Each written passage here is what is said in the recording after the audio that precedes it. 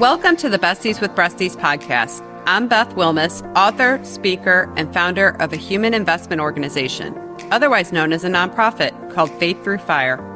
Our mission is to reduce the fear and anxiety breast cancer patients feel and replace it with hope and a path toward thriving.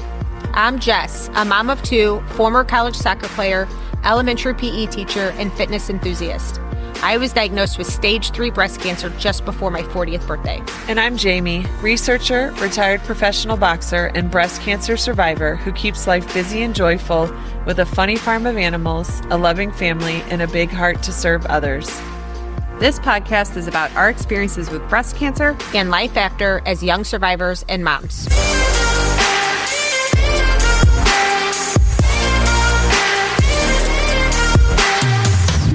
Hey, Jess, how you doing? Good. How are you? I'm doing good. I'm having a good day. Good. Me too. Feeling very relaxed. That is wonderful. I love feeling relaxed.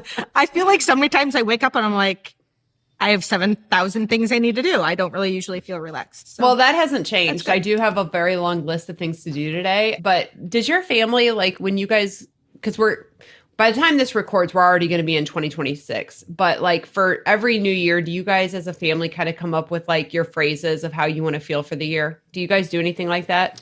No, not really.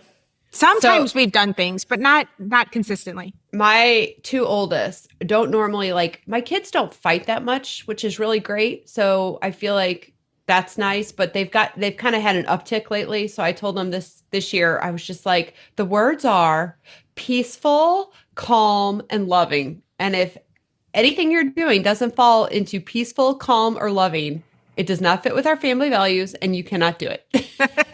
And how did they respond? They rolled their eyes. And then every time they do something that I don't like, I'm like, is that peaceful, calm, or loving? And they're just like, oh my gosh. But by the end of 2026, they're going to have that drilled into their head. And then I'm going to give them new words. I love it. Yeah. So my point being is that I have a very long list of things to do. But every time I start to feel overwhelmed, I just say peaceful, calm, and loving. And I don't know, it just centers me. That's great. Yeah. Okay. So that has nothing to do with what we're talking about today. Nothing at all. Absolutely nothing at all. So, but I am excited for this interview. So our last interview, we interviewed Allie about dating and marrying somebody after a breast cancer diagnosis, which a lot of our single ladies who are survivors are really interested in this topic. Just dating after and what it's like and are there any good men out there? And apparently there are because Allie found hers. And so it was a really good interview to talk to Allie about how it felt for her to kind of get back into dating and to disclose that she had had breast cancer. And in a follow-up to that, we are going to talk to her husband, Kevin, for his perspective.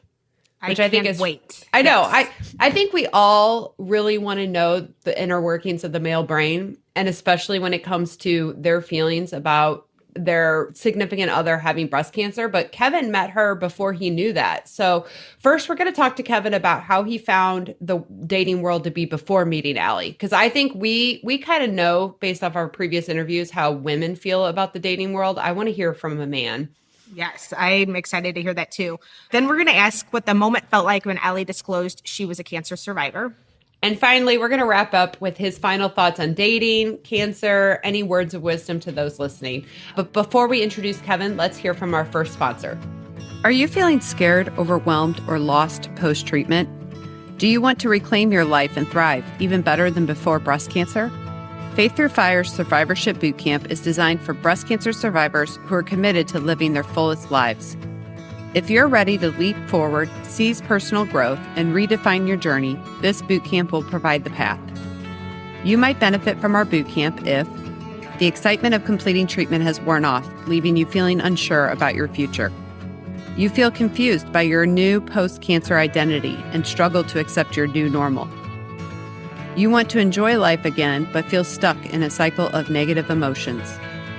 You feel disconnected from yourself, others, or God. Our bootcamp offers a structured roadmap that delves deep into 4 key areas crucial for post-cancer recovery and thriving: understanding trauma, cultivating a fighting spirit, managing anxiety and intrusive thoughts, and redefining and reshaping your identity so you can rediscover your joy and purpose in life. You can participate by visiting faiththroughfire.org/survivorship-bootcamp. Well, welcome, Kevin. Thanks so much for being with us today. No, thanks for having me. Absolutely. So if you don't mind, remind me, because I'm trying to remember, we spoke to your lovely wife, but how old were you when you met Allie? So I was 30 years old when I met her. It actually just turned 30 about a month prior. Okay. All right. So this is my question for you, because we're super curious about the male perspective here. What Sure. did you find dating to be like leading up to meeting her? Like, what is it like out there? Because I've heard from women what they think it's like out there. What do you think it's like? What is it like out there? I mean, it's tough. It's tough for everybody. It's tough finding people. It's once you meet them, it's okay. I mean, I have to get past the awkward stages. I did a lot of, through online, and that's kind of where a lot of people meet these days. Yeah, it feels like the general consensus is that's the easiest way to meet people. I don't know why that is. Before we had dating apps, I mean, what did we all do? You're right. Exactly. We had to meet in person. Now everything has kind of been, that's where things feel like that's where you go. And that's kind of how it's done. And which is, So what did you find when you were dating prior to her? You said it's tough. Was it just finding somebody that shared your values? Was it just finding somebody that you had a connection with? Was it that you found women were interested in things you weren't? Like, what was your finding? I would say it was basically just, it's tough first it's tough getting somebody to meet with you. There's a lot of swiping, a lot of, looking through profiles. That's something I know a lot of people I've known have had that similar kind of experience. It's just like the actual tracking somebody down. And then it's just, having that connection there in person. I didn't do a ton of dating before I met my wife, but I did some, and, you just kind of, you find people, you go out with them, and it's, finding the right one, more or less. Yeah. Did you have any non-negotiables? Like, did you have any criteria that you were like, this is like a non-negotiable for me? Or like, did you even think about what you do if somebody you were interested in had like a complicated medical past? Was that even on your radar? So that really wasn't on my radar. I mean, like, in terms of non-negotiables, things like, I wanted to get married, kind of sharing a lot of my, general values and sure. Like, in terms of medical, no, it wasn't really something, I'll be honest, it wasn't something that really I had thought about. I mean, sometimes like, I get worried, like, of myself, like just like being, trying to be healthy and stuff. But I guess that wasn't really something I was thinking like, you think like, 30 years from now, somebody might, and that happens, or, 20 years, certainly my grandparents and, everybody, a lot of people know and have had people go through stuff, but it's not something I was expecting, Okay. Well, can you walk us through that? Like the moment that Allie told you about her breast cancer diagnosis, like I'm really curious because you weren't expecting it. I mean, this wasn't something that was on your radar. So I'm sure your initial reaction was just complete and utter surprise. And then you're having to kind of process it in real time. So what was that like? That was interesting. It was very, she was reluctant to share, which I can understand. And we were kind of having a conversation. It was pretty early on after we had met. I think it was only about the 4th or 5th date. And I was over at her apartment, and we were kind of opening up to each other a little bit. I had been opening up a little bit about, just myself. She was kind of like, well, I'd like to tell you something too. And I was like, okay. That's always scary, right? When somebody's like, I've got something for you, pal. Right. It's like, okay. And I'm like, that's fine. And then she shared that she had been through her cancer journey, that she had breast cancer, and that she actually had gone through her mastectomy. And I was surprised. I think I suppose this is a podcast about breast cancer. So, I'll admit, I noticed I was, saw her shirt and her chest, and I was like, does that quite match the picture? And I'm like, huh. Okay, because remind the audience, did she have a double mastectomy and reconstruction?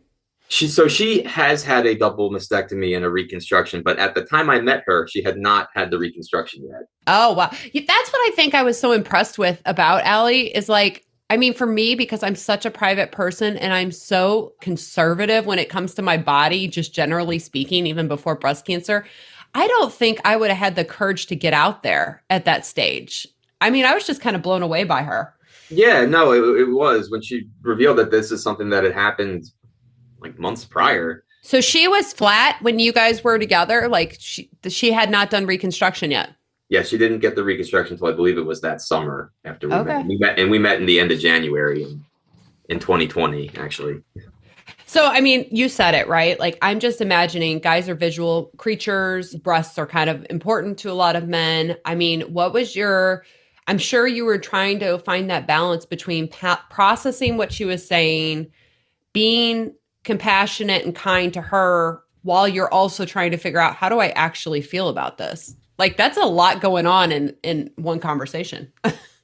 Sure it was. Mostly, I think it was a lot of surprise, of course. Mm-hmm. I definitely did have because my grandmother had breast cancer, and so it's not something that is completely foreign. And so obviously I was, had compassion and concern for her, and I was glad to hear that, everything was all cleared up and, everything was taken care of.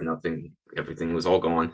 Yeah, it was. So how did you guys proceed? Did you guys kind of did she give you like a moment? Like, was there that moment in your relationship, that tension of, okay, is he going to call again? Is this like a non-negotiable for him? How did that work? I don't think so. There wasn't really like a tension. Because I had stayed over that night, and we just kind of spent the night together, and we just that didn't really seem like there was any. Okay, so you got over it pretty quick. I got over it pretty fast. I'm very I'm very. It is what it is. I think. Yeah. Is how you weren't going to let that, though. This is interesting to me. You weren't going to let that deter you if you felt like there was connection there, and a spark, I guess, is what I'm hearing. Right. Yeah, for sure. I think it was honestly something more or less just, I don't want to say I didn't know how to handle it, but it was just like, oh, like that's just not something I thought. And like I said, when I compared it to the pictures I'll admit there was a little part of me that was like, I thought that something didn't quite match. So it was right. Like, I got it, but there was never a moment where I was like, oh, now I can understand being like, well, maybe if that had been something where she was like never going to say, if she hadn't gone through a reconstruction or wasn't planning to do that, because she was pretty open that this was like the next step in the process, and that she'd already lined some stuff up, and that was going to be happening. So I was like, okay, and yeah. But I suppose maybe not everybody does that, and then I don't know. I suppose I didn't have to cross that bridge. Right. Yeah. I think every man's going to have to make that decision, right? Whether that's important to him or not. And obviously it would have been a lot different if we had been, say, together for like 10, 15 years versus like I met you 3-4 weeks ago. Well, and I think that's something that a lot of women are feeling, because, I've been married a long time. Jess has been married a long time. It's almost like, your husband has to love you because you guys have been together so long, and it's built on kind of this deep love that kind of, surpasses just the physical. But when you first meet somebody, physical attraction's a big part of it, right? So for sure. Yeah, there's a lot of processing going on there. Mm-hmm. I give you I commend you. I mean, you stuck around, you stayed the night, you guys had a good time. It's like, I think a lot of men would have been so shocked. I don't know that they would have, I don't know how they would have handled it. It's, I think, very encouraging. What do you think, Jess? Well, I was just wondering, after you left that next day, mm-hmm. like what was going through your head? Was there ever like any moments of fear or just being uncertain? Like after you were by yourself? Like, how did you process through that, or did you, or were you just able to move right past it?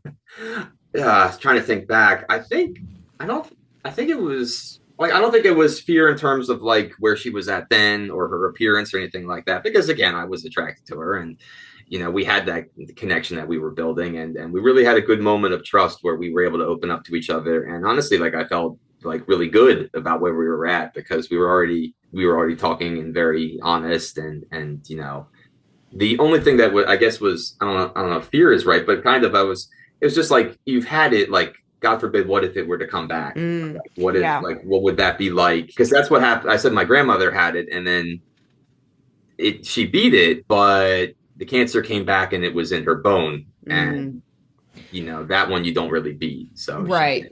She did pass away from that. So it was a thought in my head, and I was like, oh man, she's already had cancer. She got the gene. Like, they took care of it. But but what if they didn't get all of it? Or like, what happens here? And it wasn't anything like, oh, I would, be scared away or anything. But it definitely was something that I, had popped in my head where I was like, what is this going to mean in terms of like managing that? Like, what if there is like further management that has to be done? I don't know much about the right. Well, also there's the question of children. I don't know if you guys want children or not, but once you've had cancer, that's a question too. I want to kind of dive into that, but before we do that, you guys want to do boobs in the news? Yes, let's do it. All right. Boobs in the News is a fun segment where we read funny tweets by real people or ridiculous news stories. Boobs in the news, boobs in the news, boobs in the news. Okay, so today's Boobs in the News. Here's the headline. Woman quits after boss asks for GPS location. Hospital picks during family emergency. So hold on. Say that title again. So she quits because her boss wants her GPS location because what? I missed the second part of that. Because she was at the hospital during a family emergency and not at work. Oh, that's a bad boss. Isn't that terrible? Yeah, I already dislike this guy. Yeah. Or girl. He demanded, well, I don't know if it's a man or woman. I feel like it's a man. I feel like when I read it, but it might not say. But yeah, basically she was at the hospital for a family emergency and her boss demanded proof of why she wasn't at work. Oh my gosh. I don't even care if this woman's like the worst employee ever. If somebody says they have a family emergency, you always assume, you know what I mean? The truth. Yeah. And that is terrible. Apparently she had told her team, the leader of her team, that she was missing because of a family undergoing like a cancer surgery. So it was like kind of a big that's family not a emergency, thing. Oh yeah, I would quit too. Too. So, have you ever had a boss that's like kind of like that? Just terrible? No. Well, no, not like that. No. I had one. I actually was recalling this the other day because, as Missouri weather gets worse, when you have those icy road days, and we had one not that long ago where the roads were kind of a mess.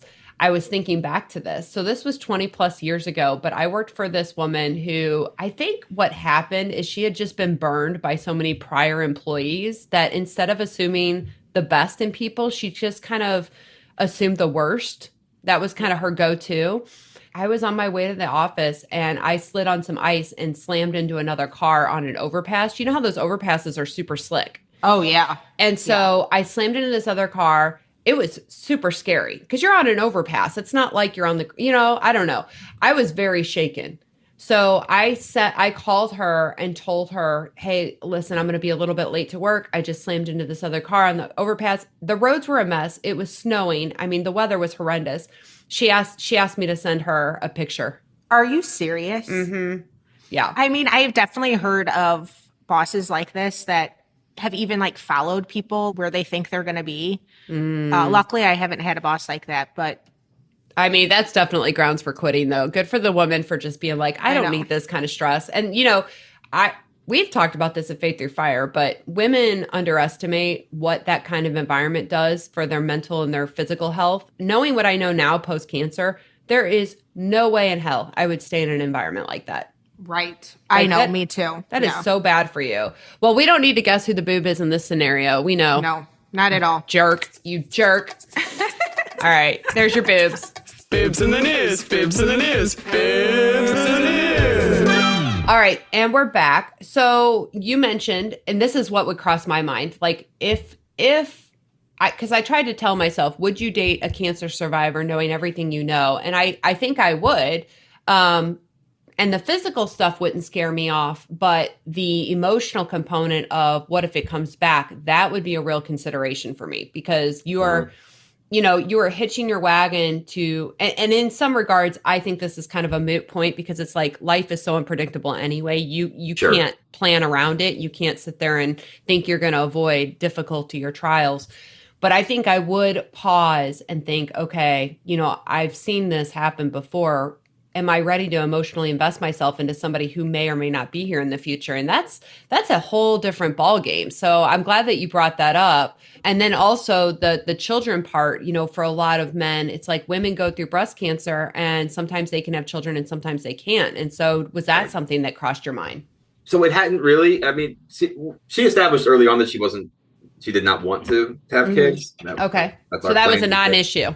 Well, sort of, because obviously, I've known, or I guess I've heard stories of people who've said that. They said that, like, I had a friend of mine who he was never going to get married. He was never going to have kids, blah, blah, blah. Long story short, he's married now, and they've been working on going through a big process of trying to, have children there. So I know people, they say stuff, and then, sometimes people change. And so, that even though that wasn't really a plan and not something I had, like, we were too, didn't put too much thought in, but certainly, like, it's something that, has popped up where it's like, occasionally where she said stuff like, oh, I don't, like, we're not planning on it, but, like, what if I did? And she's like, I don't know if I could. And I'm like, that's true. And that really, I love her. So that would never, deter me away. But that's definitely, I understand that's certainly probably a consideration for a lot of people out there. For us, like I said, so for us, it worked out, very smoothly, but I can imagine that would be complicated for people who are looking for that. Looking back now, is there anything that you didn't know about survivorship since meeting Allie? Like, survivorship can be a rocky road for a lot of women. There's a lot more to it than people think. Like you said, you kind of get done with treatment and you move on with your life, but do you, right? There's some residual emotional baggage there. Have you seen that with Allie? Has it impacted your relationship at all? Is there anything about survivorship that surprises you? I think what surprised me about her is actually how much, at least, she seems to be very, very tough about it, and almost like it almost like it wasn't a big thing. Like, I almost have I've had the thought, and I've expressed this to her a few times, that I'm surprised that this wasn't more of an event, more of a lingering event. I mean, she had to take, I don't know what she shared with you, but she did have to take some medication after that for years. Yeah. And, that's just, but that was more or less just like making sure to do it and keeping up on that. There's certain other, side effects that have come in from that. But by and large, I give her a lot of credit.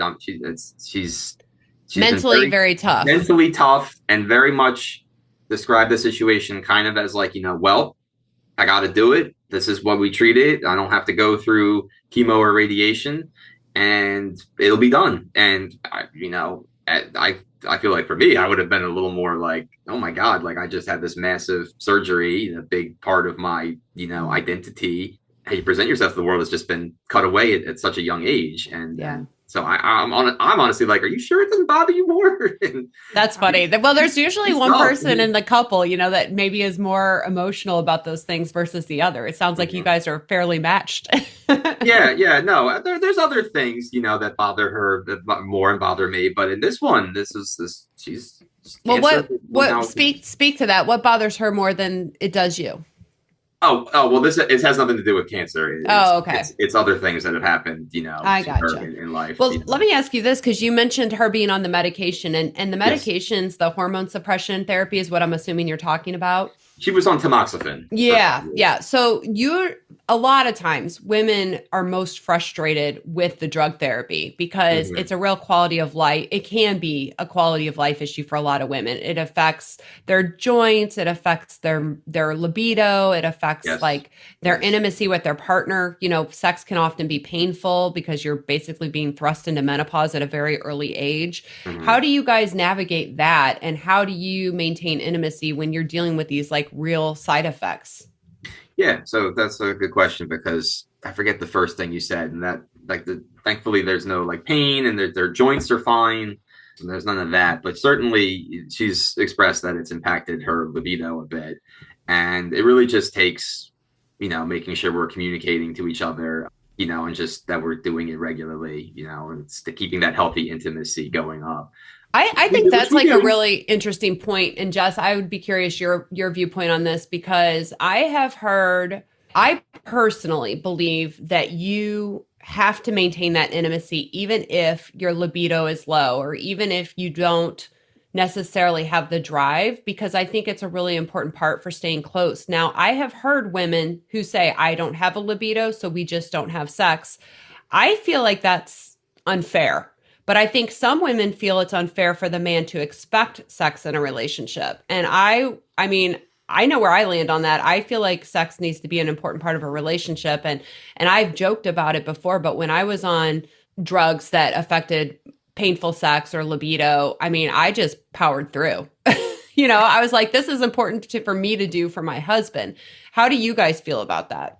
I mean, I think it's really important just to keep the communication, which I think can be tough between, between me and my husband, like keep that communication about what is important in the relationship, because I think we obviously know men and women are wired completely different, and sex is very important for men, and they need, their needs met too. So I think it's just important to keep your communication and to have those like deeper conversations. And sometimes I think it's hard, especially when you're on these drugs and it changes how you feel, and you're like all over the place, emotionally, and how you feel, and the libido's gone. I think it's really tough, but I think it's just important to come back together, in my opinion, and have those conversations and be honest with each other about what you need and what you don't need and how you're feeling.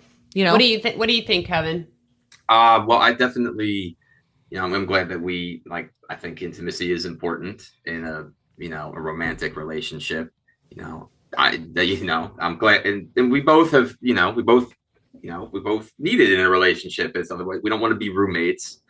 And, that's certainly not something somebody who was freshly meeting her would have been, I would not have signed up for that. I'll be honest. I think that's a hard sell for somebody new, and really for any relationship. And I think it's, it's key. And that's why we make sure we do it, we're very regular about it. And we always are talking about it, and where we're at. And, there is, I don't want to speak too much about her, but, I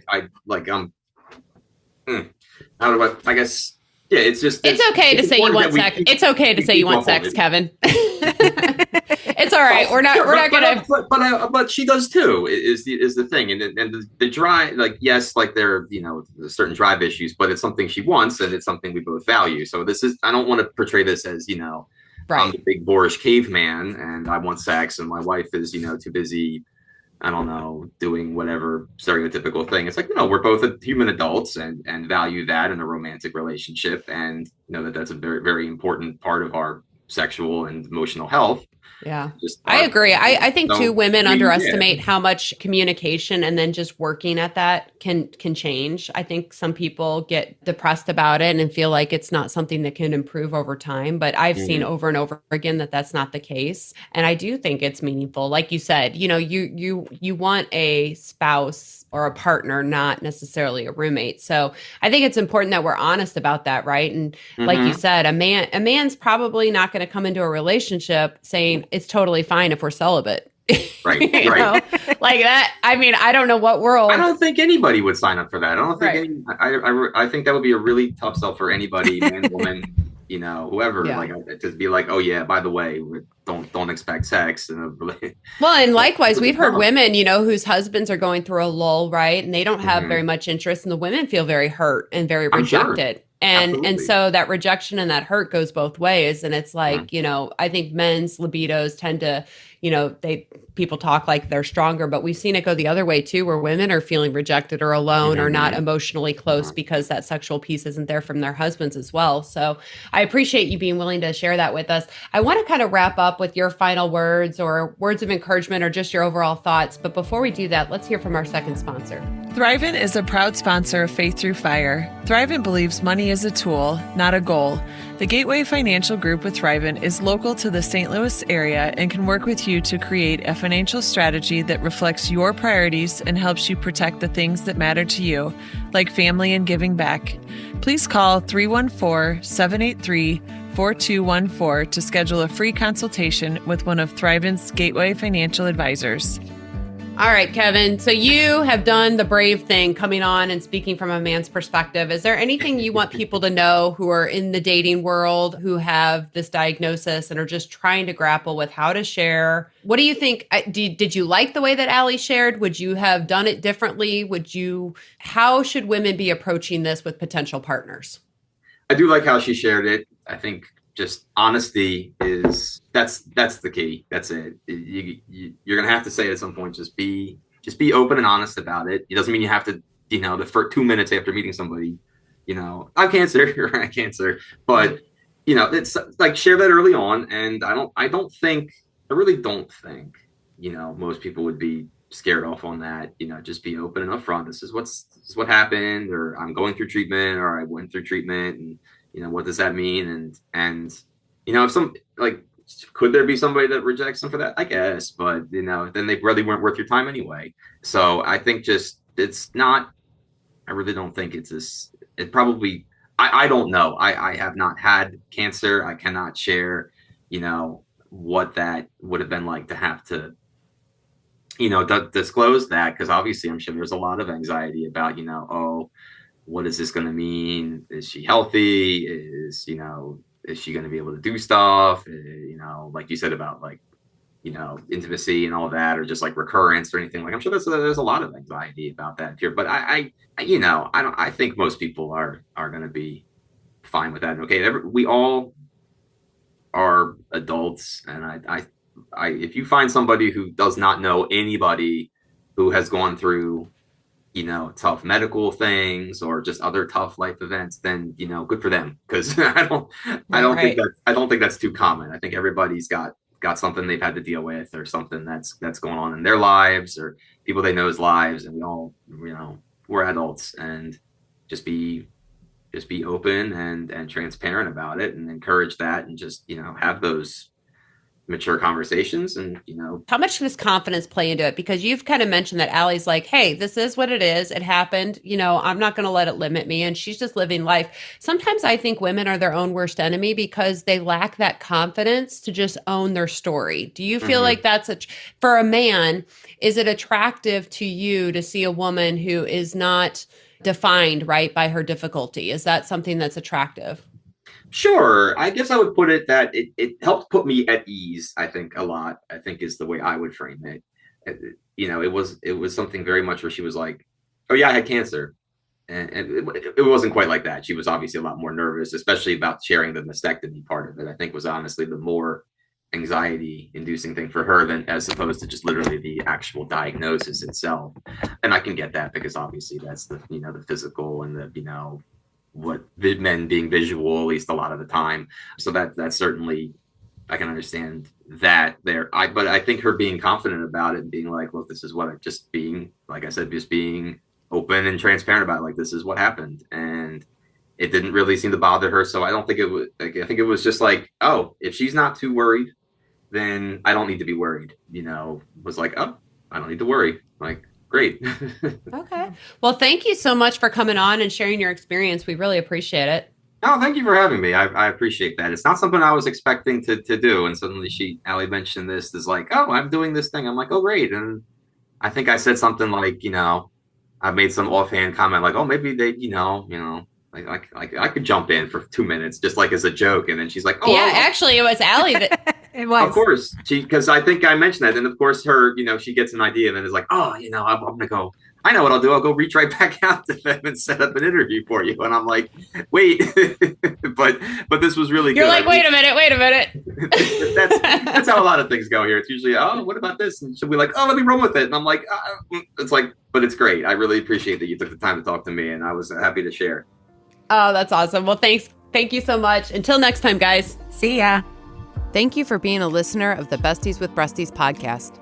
If this podcast had a positive impact on your journey, leave us a review or consider becoming a supporter. You can donate with the link in the show notes or at faiththroughfire.org.